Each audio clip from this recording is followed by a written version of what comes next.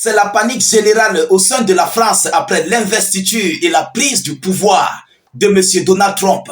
Ah oui, Emmanuel Macron est très paniqué, il est dépassé et il vient d'envoyer un message très fort à son armée, à ses forces de défense. Mais le contenu en fait de ce message en question nous montre à quel point la France est dans une grosse inquiétude face à M. Donald Trump.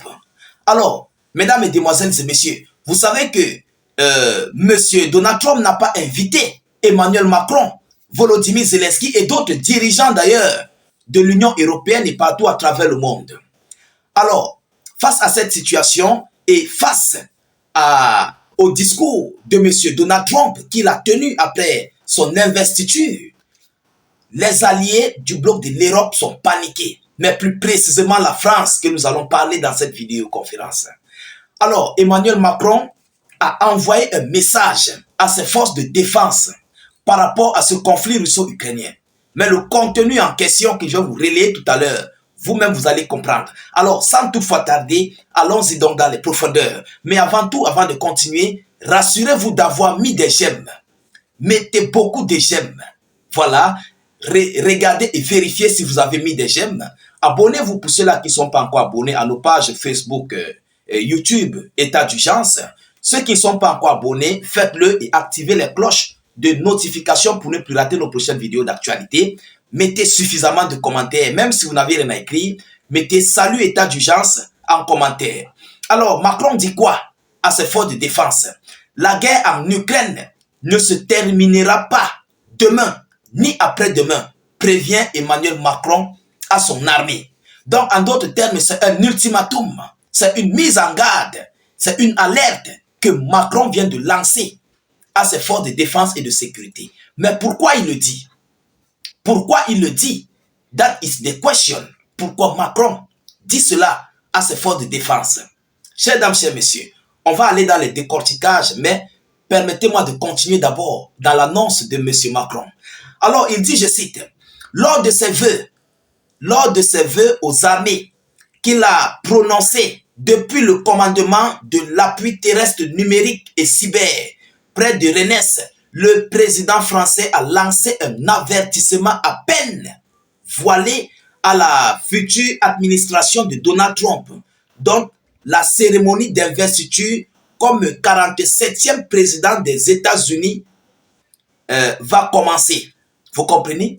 Ça, c'était dès que Trump a procédé à son discours. Et vous savez, Trump est dans une logique de venir mettre terme à ce conflit russo-ukrainien, de causer avec Vladimir Poutine. Et vous savez que les Occidentaux et Otaniens ne veulent pas. Ils ne veulent pas à ce que Trump puisse s'entendre avec la Fédération de Russie pour mettre terme à ce conflit. Parce que l'Ukraine sera perdante. Ah oui, voilà la réalité. L'Ukraine va être perdante. Pourquoi? Poutine est en position de force. Bon, pour mettre terme à ce conflit, il faut écouter la loi et les règles de Poutine. Ils savent que Trump va vouloir mettre terme à ce conflit et il va adhérer aux lois et aux règles de Vladimir Poutine pour avoir une paix juste, une paix dans ce conflit russo-ukrainien. Vous comprenez? Alors, Manu, c'est pourquoi il lance ici un ultimatum à son armée. Alors, qu'est-ce qu'il dit encore par la suite? Alors que le président a promis que une fin rapide de la guerre en Ukraine, peu après son retour à la Maison-Blanche, Emmanuel Macron a déclaré que la guerre ne se terminera pas demain, ni après-demain. Alors, Macron veut défier le chef d'État américain, nouvellement élu. Ah oui, il veut défier. Monsieur Donald Trump veut une paix rapide. Il veut une paix rapide dans les prochaines 24 heures. Bon, c'est un terme. Lorsqu'il dit dans les prochaines 24 heures, on sait d'abord le vol, la diplomatie, les ministres des Affaires étrangères, aller en Ukraine, aller en Russie, s'entendre, écouter toutes les parties, ça prend du temps. Vous comprenez? Alors, monsieur Emmanuel Macron, pourquoi il le dit? Qu'est-ce qu'il prépare? Qu'est-ce que l'Europe prépare? D'abord, ils savent que Trump a pris son côté. Trump vient pour des business. Et Trump regarde les business qu'il peut faire avec Vladimir Poutine. Il vient en fait pour l'économie américaine. Trump ne vient pas pour la guerre. Pourquoi? S'il s'engage, il s'appuie encore dans la guerre, il aurait coulé le bateau américain. il va faire couler les États-Unis d'Amérique parce que l'économie actuelle est en train de dandiner.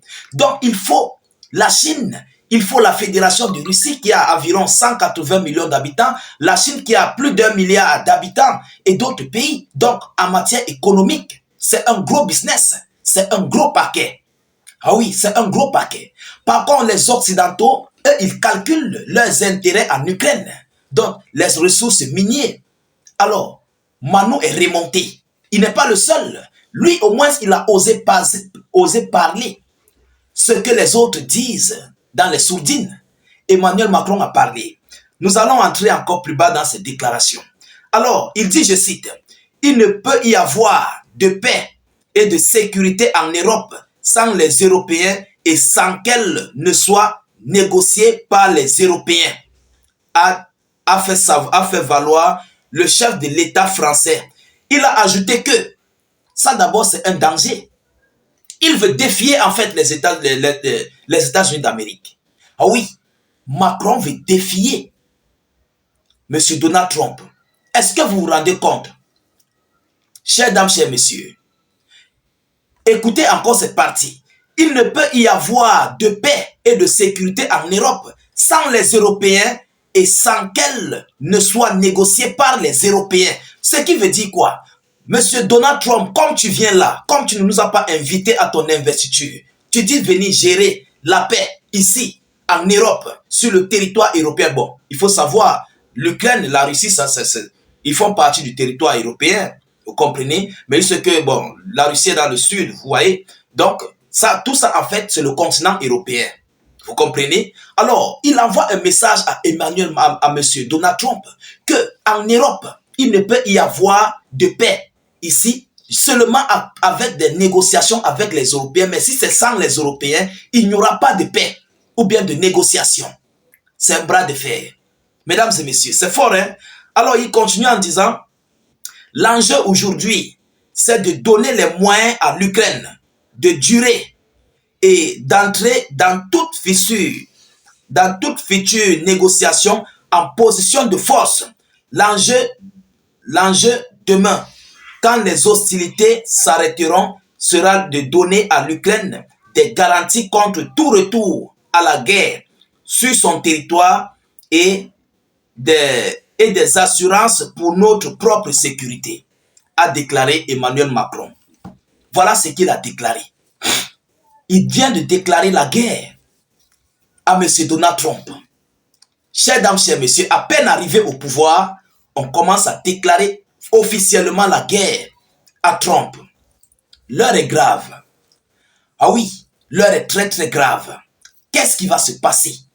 Il veut défier M. Trump parce qu'ils savent la position où Trump les a positionnés. Ils savent la position où Trump les a posés. Tout le bloc européen. Je crois qu'il n'y a que Madame Giorgia Meloni, si je ne me fais pas erreur de la prononciation de son nom, la première ministre italienne. Voilà, la ministre italienne, Giorgia Meloni, c'est elle qui a été invitée avec quelques personnalités là. Vous comprenez? Mais tout le bloc, la plupart du bloc de l'Europe, la plupart, ces mauvaises graines là, ils n'ont pas été invités.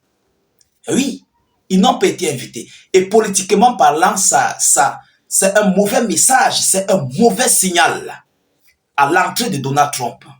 Ah oui, c'est un mauvais signal, mesdames et messieurs. L'heure est grave. On ne sait pas ce qui va réellement se passer dans les prochains jours à venir. On ne sait pas ce que Donald Trump va décider parce que son administration verra ses publications, ses posts, ces informations qu'il vient de faire. Comment va-t-il prendre la chose? Et à l'heure actuelle, d'abord, ça chauffe entre l'Europe et les États-Unis d'Amérique, plus précisément le nouveau régime. Ah oui, ils n'ont pas été invités. L'heure est grave. Alors, la fin de ce film, c'est ça qui nous intéresse. Et nous attendons minutieusement cette fin, mesdames et messieurs. L'heure est grave. Partagez la vidéo dans tous les groupes possibles. Mettez-la partout à travers le monde et sécurisez la vidéo avec un maximum de j'aime et suffisamment de cœur.